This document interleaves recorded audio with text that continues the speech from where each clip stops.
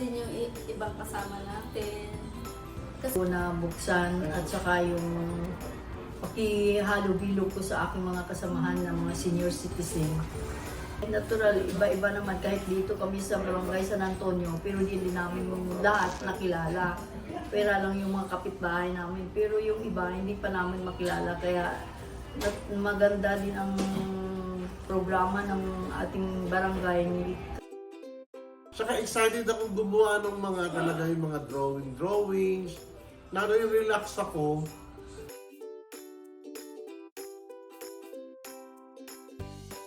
Yung nag-exercise, naggagawa ng mga puzzle, may mga math.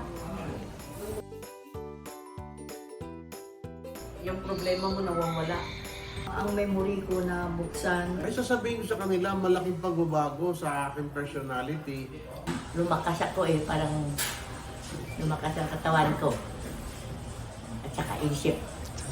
Naka-enhance sa amin, nagpapalakas sa amin upang ang aming katawan ay laging malakas at steady. Para yung isip ko ay maging masaya palagi. Bago yung ano ko, parang sumigla ako. Sa mga sakit-sakit, tulad lalo na kung may arthritis, exercise namin dito, medyo nababawasan yung arthritis ko. Nakakalakad na ako ng normal mula nung may activities dito. yung stress, yung problema, yung parang nawawala, na-enjoy mo dito sa araw na to.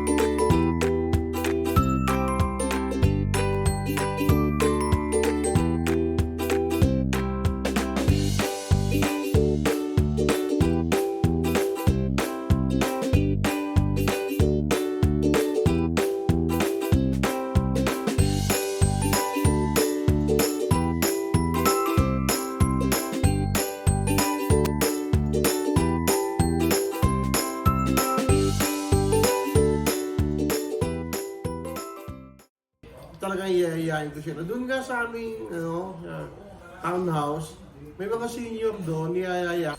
Malaking halaga, malaking tulong sa akin. Ito lahat, may pagagawa sa'yo. Gumagana yung isip. Dito sa daycare para maging maano rin siya sa ginagawa namin dito tuwing Tuesday.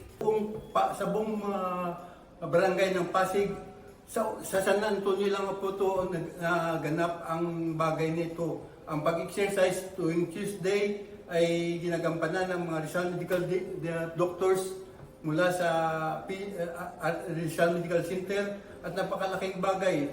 Kaya in-encourage ko lahat ng mga kasamahan ko dito sa senior citizen sa Barangay San Antonio na sumali tayo upang makatulong sa ating katawan, sa exercise at saka sa ating mga